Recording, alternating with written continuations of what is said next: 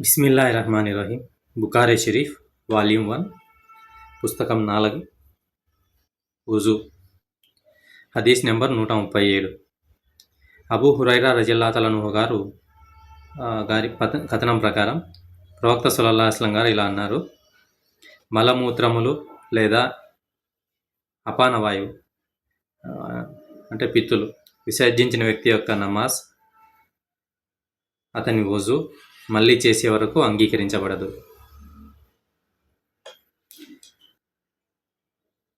హదర్ మౌత్కు చెందిన ఒక వ్యక్తి అబూ హురైరా రజియల్లాహు అన్హు గారిని హదస్ అంటే ఏమిటి అని అడిగారు.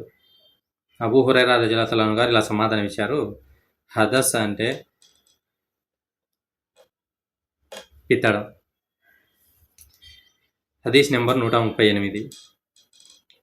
నుఆమ్ అల్ ముజ్మిర్ రజియల్లాహు అన్హు గారి కథనం ప్రకారం ఒకసారి నేను అబూ హురైరాతో కలిసి మసీద్ పైకప్పు మీదకు వెళ్ళాను. అతను వుజూ చేసుకొని ఇలా అన్నారు: పునరుత్థాన దినాన అంటే తిరిగి లేపబడే రోజు నా అంచులను వుజూ యొక్క జాడను మరణించిన తర్వాత తిరిగి లేపబడే రోజున నా అంచులను వుజూ యొక్క జాడను బట్టి అల్ ఉల్ ముహజ్జలున్ అని పిలుస్తారు. మరియు ఎవరైతే తమ తేజస్సు యొక్క పరిధిని పెంచుకోగలరో వారు అలా చేయాలి, అంటే క్రమం తప్పకుండా వజూ చేసుకోవడం ద్వారా అని ప్రవక్త సల్లల్లాహు అలైహి వసల్లం గారు చెప్పగా నేను విన్నాను. వజూ యొక్క ఎంత ఎక్కువగా వజూ చేస్తారో వాళ్ళు దాన్ని బట్టి వాళ్ళని అల్ గురుల్ ముహజ్జలున్ అని పిలుస్తారు అన్నమాట. అంటే వాళ్ళ యొక్క తేజస్సు వాళ్ళ పరిధి అనేది పెరుగుతుంది వజూ ఎక్కువ చేసుకోవడం వల్ల. అబ్బాస్ బిన్ తమీం రజియల్లాహు అన్హు గారి కథనం ప్రకారం నమాజ్ చేస్తున్నప్పుడు అపానవాయువు విడిచినట్లు గ్యాస్ పోయినట్లు ఊహించుకున్న ఒక వ్యక్తి గురించి మా మామయ్య ప్రవక్త సల్లల్లాహు అలైహి వసల్లం గారిని అడిగారు.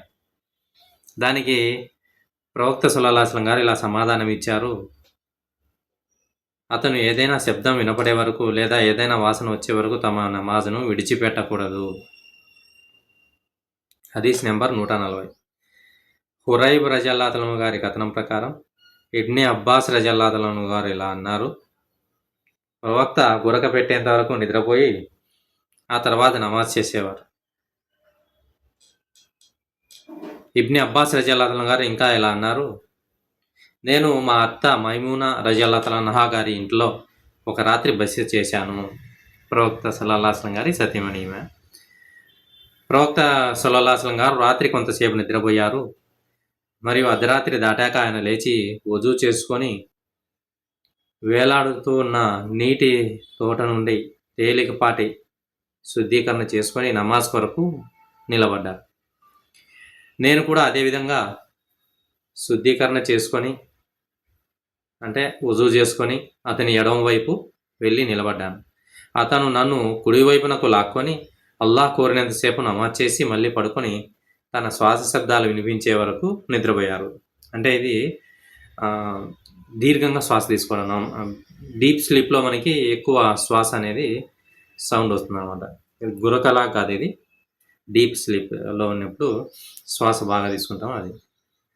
ఆ తర్వాత ముఅజ్జిన్ అతని వద్దకు వచ్చి నమాజ్ సమయం అయిందని తెలియజేశారు. ప్రవక్త సల్లల్లాహు అలైహి వసల్లం గారు కొత్తగా వజూ చేసుకోకుండానే అతనితో పాటు నమాజ్కి వెళ్ళారు. అబూ సుఫియాన్ అమ్రుతో రజియల్లాహు అన్హుతో ఇలా అన్నారు: కొంతమంది ఇలా అన్నారు, ప్రవక్త సల్లల్లాహు అలైహి వసల్లం గారి కళ్ళు నిద్రపోతాయి కానీ ఆయన హృదయం నిద్రపోదు. అమర్ రజియల్లాహు అన్హు గారు ఇలా బదిలిచ్చారు: ఉబైద్ బిన్ ఉమర్ రజియల్లాహు అన్హు గారు ఇలా అనడం నేను విన్నాను, ప్రవక్తల కళలు దైవిక ప్రేరణ అని. ఆ తర్వాత ఆయన ఈ వాక్యాన్ని పఠించారు: ఓ నా కుమారుడా, నేను అంటే ఇబ్రాహీం అలైహిస్సలాం ఒక కళలో నిన్ను అల్లాహ్కు బలిస్తున్నట్టుగా అర్పిస్తున్నట్లుగా చూస్తున్నాను. దీని వివరం మనకు హదీస్ నెంబర్ 183లో వచ్చింది. ఇన్షాల్లా మనం దైవచిత్తం అయితే అది నెక్స్ట్ వీడియోలో తెలుసుకుందాం. హదీస్ నెంబర్ 141. ఉసామా బిన్ జైద్ రజియల్లాహు అన్హు గారి కథనం ప్రకారం ప్రవక్త సల్లల్లాహు అలైహి వసల్లం గారు అరఫాత్ నుండి బయలుదేరి పర్వత మార్గానికి చేరుకున్నప్పుడు ఆయన వాహనం దిగి మూత్ర విసర్జన చేసి ఆ తర్వాత వజూ చేసుకున్నారు. కానీ అది పరిపూర్ణమైనది కాదు. నేను ఆయనతో, ఓ ప్రవక్త సల్లల్లాహు అలైహి వసల్లం గారు, ఇది నమాజ్ సమయమా అని అడిగాను. ఆయన నమాజ్ చేసే స్థలము మీ ముందు ఉంది అని అన్నారు. ఆయన ముజ్దలిఫా చేరుకునే వరకు ప్రయాణించారు. అక్కడ వంట దిగి పరిపూర్ణమైన వజూ చేసుకున్నారు. ఇకామా కోసం పిలుపు అందింది మరియు ఆయన మగరిబ్ నమాజ్కు నాయకత్వం వహించారు. అప్పుడు ప్రతి ఒంటెను దాని స్థానంలో మోకరింపజేసింది. ఆ తర్వాత ఇషా నమాజ్ కోసం ఇకామా ఇవ్వబడింది.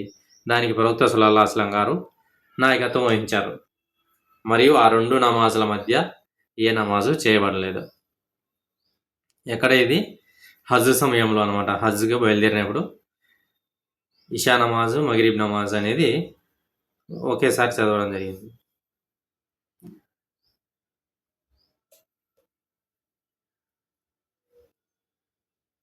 హదీస్ నెంబర్ 142. అతా బిన్ యసార్ రజల్లాహు అన్హు గారి కథనం ప్రకారం ఇబ్నే అబ్బాస్ రజల్లాహు అన్హు గారు వుజూ చేసుకొని తన ముఖాన్ని కడుక్కున్నారు. ఆయన గుప్పెడి నీటిని తోడుకొని తన నోటిని పొక్కలించుకున్నారు. అతను నీళ్లు పోసుకొని ముక్కులో నుంచి చీది ముక్కును బయటకు ఊదారు. తర్వాత అతను ఒక గుప్పెడు నీళ్లను తీసుకొని రెండు చేతులు జోడించి ఈ విధంగా సైగ చేసి తన ముఖాన్ని కడుక్కున్నారు. ఇంకొక గుప్పెడు నీళ్లు తీసుకొని తన కుడి చేయి ముంజేతిని కడుక్కున్నారు. అతను మళ్ళీ ఇంకొక గుప్పెడు నీళ్లు తీసుకొని ఎడమ చేతి ముంజేతిని కడుక్కున్నారు. మరియు తడి చేతులతో తలను తుడుచుకొని ఇంకొక గుప్పెడు నీళ్లు తీసుకొని తన కుడి పాదం మీద చీలమండల వరకు పోసుకొని దాన్ని శుభ్రంగా కడుక్కున్నారు. ఆయన ఇదే విధంగా ఇంకొక గుప్పెడు నీళ్లు తీసుకొని ఎడమ పాదాన్ని చీలమండల వరకు శుభ్రంగా కడుక్కొని ప్రవక్త సల్లల్లాహు అలైహి వసల్లం గారు ఈ విధంగా వజూ చేసుకోవడం నేను చూశాను అని చెప్పారు అన్నమాట. ఇది మనం వజూ చేసుకునే పద్ధతి. హదీస్ నెంబర్ 143.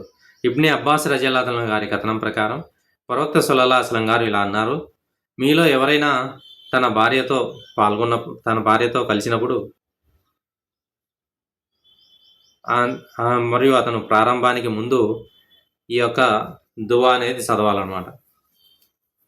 అల్లాహుమ్మా జన్నిబి షైతాన,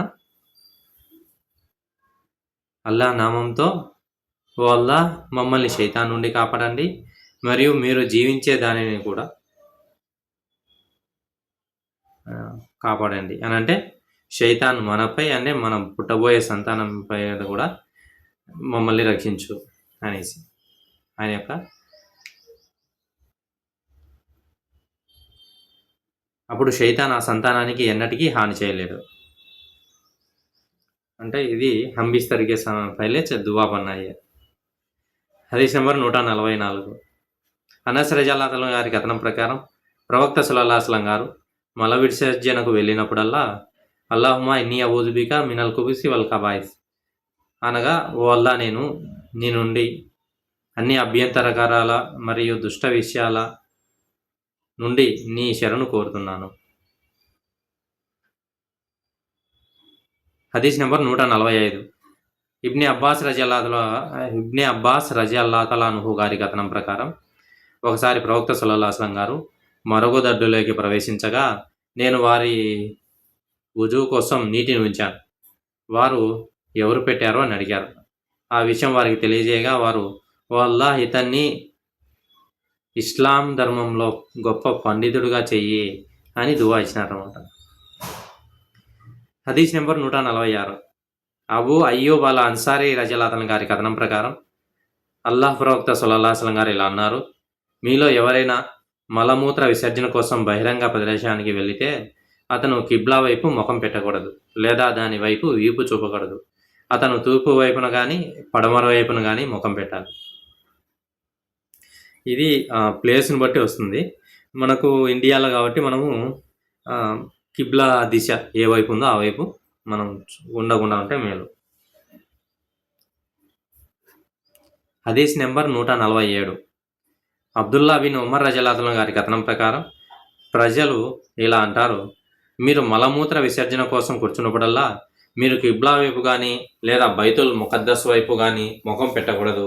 నేను వారికి చెప్పాను, ఒకసారి నేను మా ఇంటి పైకప్పు మీదికి వెళ్ళినప్పుడు బైతుల్ ముఖద్దస్ వైపు ముఖం చేసి 2 ఇటుకల మీద కూర్చొని ప్రవక్త సల్లల్లాహు అలైహి వసల్లం గారు మల విసర్జన చేస్తుండగా చూశాను.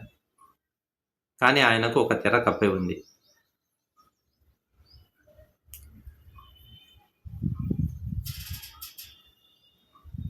హదీస్ నెంబర్ 148. ఆయిషా రజల్లాహు అన్హా గారి కథనం ప్రకారం ప్రవక్త గారి భార్యలు రాత్రిపూట మల విసర్జన కోసం అల్ మనాసి అనే విశాలమైన బహిరంగ ప్రదేశానికి వెళ్ళేవారు. ఉమర్ రజల్లాహు గారు ప్రవక్తతో మీ భార్యలు ముసుగు ధరించేలా చేయండి అని చెప్పేవారు. కానీ ప్రవక్త సల్లల్లాహు అలైహి వసల్లం గారు అలా చెయ్యలేదు. ఒక రాత్రి ప్రవక్త సల్లల్లాహు అలైహి వసల్లం గారి భార్య అయిన సౌదా బిన్త్ జమాయిషా సమయంలో బయటికి వెళ్ళింది. ఆమె పొడుగ్గా ఉండేది. ఉమర్ రజల్లాహు గారు ఆమెను ఉద్దేశించి, ఓ సౌదా, నేను నిన్ను గుర్తించాను అని అన్నారు. ఆయన ఇలా అన్నారు, అల్ హిజాబ్, ముస్లిం స్త్రీలు ముసుగు ధరించడం యొక్క ఆయతలు అవతరించాలని ఆయన తీవ్రంగా కోరుకున్నారు. కాబట్టి అల్ హిజాబ్, కళ్ళు మినహా శరీరాన్ని కప్పుకోవడం యొక్క ఆయతలు అవతరింపజేశారు. ఇది ఒకటే కాదు, ఉమర్ రజల్లాహు గారు చాలా ఏదైతే కోరుకున్నారో అల్లాహ్ దాని తర్వాత ఆ ఆయతలు అనేది అవతరించాయన్నమాట. అంటే ఉమర్ రజల్లాహు గారు విశ్వాసంలోనే ప్రవక్త సల్లల్లాహు అలైహి వసల్లం గారి ద్వారా ఈ హిజాబ్ అనేది కాదు, చాలా విషయాలు కూడా ప్రవక్త సల్లల్లాహు అలైహి వసల్లం గారికి ఉమర్ రజల్లాహు గారు సలహా ఇవ్వడం జరిగేది. ప్రవక్త గారు చాలా వాటిని కూడా కన్సిడర్ చేసుకున్నారు. ప్రవక్త గారు చెప్తున్నారు, నా తర్వాత ఒకవేళ ప్రవక్త పదవి వేదలిస్తే అది ఉమర్ రజల్లాహు గారికి ఉంటుంది అని చెప్పాను. అల్లాహు అక్బర్. ఇవి ఏదైతే ఉందో ఇప్పుడు జరిగిందంతా హిజాబ్ అవతరించక ముందు జరిగిన విషయాలు. హదీస్ నెంబర్ 149. ఆయిషా రజల్లాహు అన్హా గారి కథనం ప్రకారం ప్రవక్త తన భార్యలతో, మీరు మలమూత్ర విసర్జన కోసం బయటికి వెళ్ళడానికి అనుమతి ఉంది అని అన్నారు.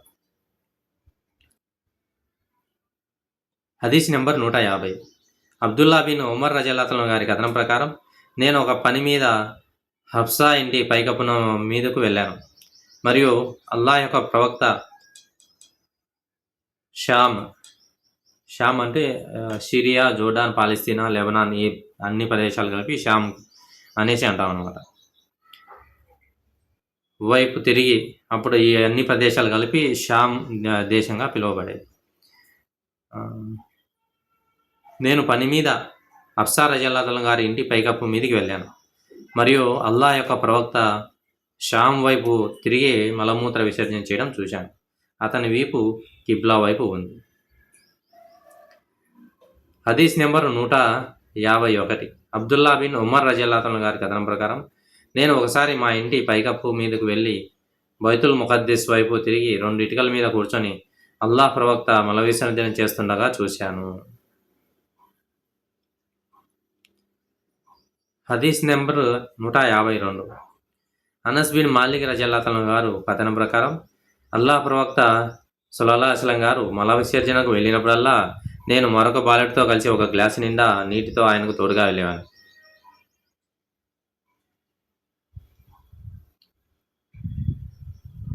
హదీస్ నెంబర్ 153. ప్రవక్త సల్లల్లాహు అలైహి వసల్లం గారు బయటికి మల విసర్జన కోసం వెళ్ళినప్పుడు మాలోని ఒక బాలుడితో కలిసి నీటితో నిండిన గ్లాసును పట్టుకొని ఆయన వెనకే వెళ్ళేవాళ్ళం. హదీస్ నెంబర్ 154.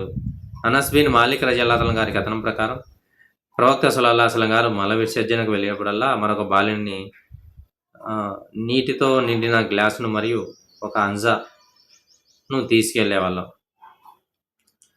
హదీస్ నెంబర్ 155.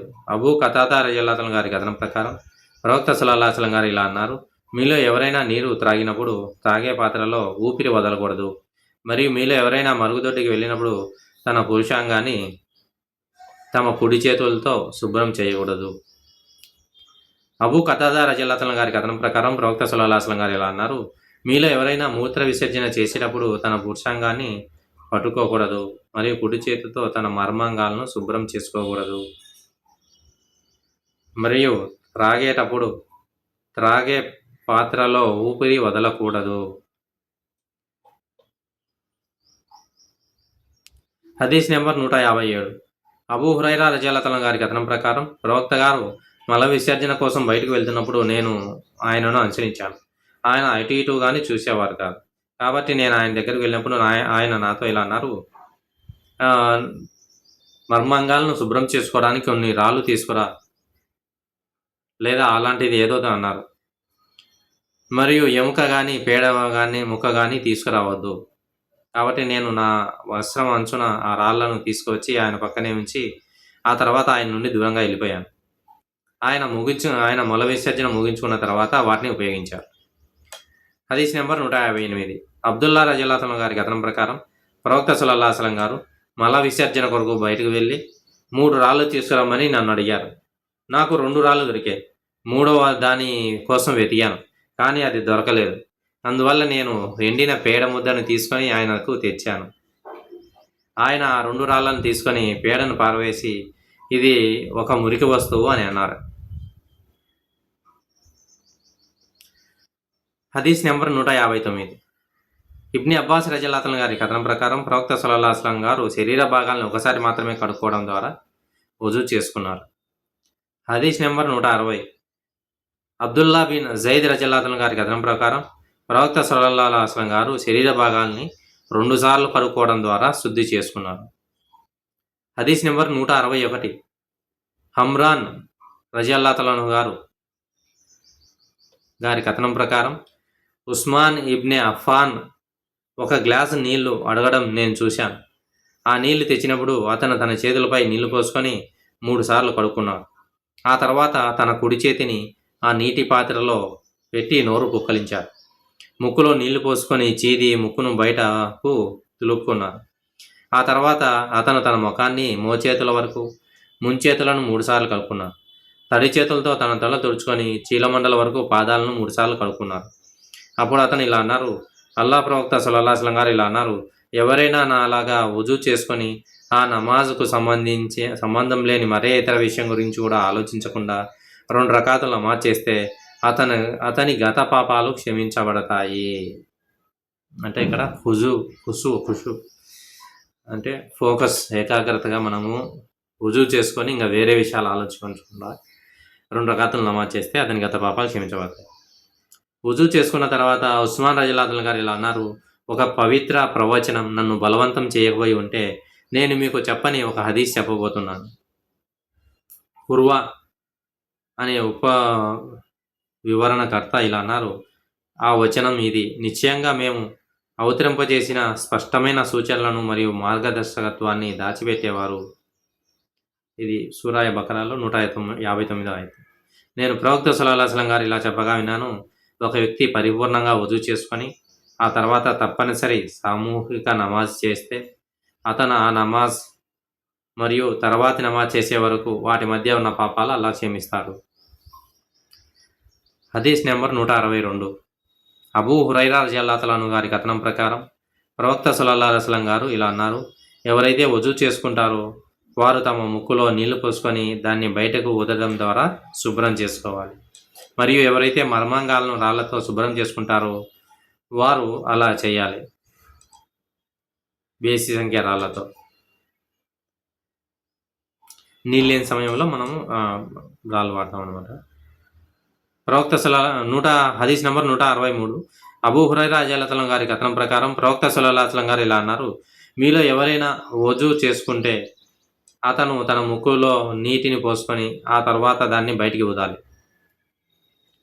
మరియు ఎవరైతే రాళ్లతో తమ మర్మాంగాలను శుభ్రం చేసుకుంటారో వారు బేసి సంఖ్యలో రాళ్లను ఉపయోగించాలి. నిద్ర నుండి మేల్కొన్నవాడు వజూ కోసం నీటిలో చేతులు పెట్టే ముందు వాటిని కడుక్కోవాలి, ఎందుకంటే నిద్రలో అతని చేతులు ఎక్కడున్నాయో ఎవరికీ తెలియదు. హదీస్ నెంబర్ 164. అబ్దుల్లా బిన్ అమర్ రలియల్లాహు అన్హు గారి కథనం ప్రకారం ప్రవక్త సల్లల్లాహు అలైహి వసల్లం గారు ఒక ప్రయాణంలో మా వెనుక ఉండిపోయారు. మేము అసర్ నమాజ్ కోసం వజూ చేసుకుంటుండగా ఆయన మాతో కలిశారు.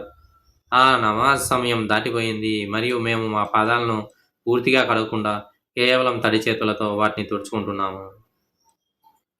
అప్పుడు ఆయన మమ్మల్ని ఉద్దేశించి 2 సార్లు గట్టిగా ఇలా అన్నారు, మీ మడమలను నరకాగ్ని నుండి కాపాడుకోండి.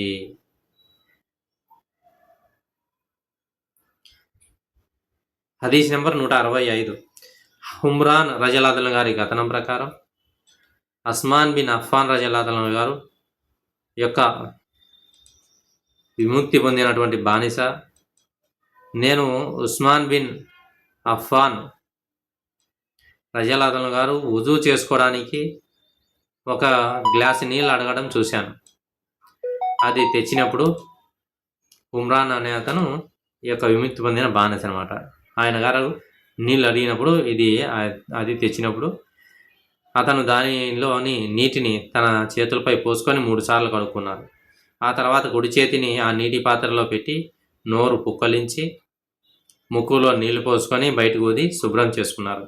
తర్వాత తన ముఖాన్ని 3 సార్లు, మోచేతులను ముంజేతుల వరకు 3 సార్లు కడిగారు. ఆ తర్వాత తడి చేతులను తల మీద మసాజ్ చేశారు. ప్రతి పాదాన్ని 3 సార్లు కడుక్కున్నారు. ఆ తర్వాత ఉస్మాన్ రజల్లాహు గారు ఇలా అన్నారు, ప్రవక్త సల్లల్లాహు అలైహి వసల్లం గారు కూడా ఇలాగే వజూ చేసుకోవడం నేను చూశాను. మరియు ఆయన ఇలా అన్నారు, ఎవరైనా నాలాగా వజూ చేసుకొని ఆ నమాజ్కు సంబంధం లేని మరే ఇతర విషయం కూడా ఆలోచించకుండా 2 రకాతులు నమాజ్ చేస్తే అతని గత పాపాలు క్షమించబడతాయి. అల్లాహు తాలా మనకి ఆచరించే భాగ్యాన్ని కల్పించుగాక. సుబ్హానల్లాహి వ బిహమ్దిహి సుబ్హానకల్లాహుమ్మ వ బిహమ్దిక వ నష్హదు అల్లా ఇలాహా ఇల్లా అంత వ నస్తగ్ఫిరుక వ అతూబు ఇలైక్. సుబ్హాన రబ్బిక రబ్బిల్ ఇజ్జతి అమ్మా యసిఫూన్ వ సలామున్ అలల్ ముర్సలీన్ వల్హమ్దులిల్లాహి రబ్బిల్ ఆలమీన్.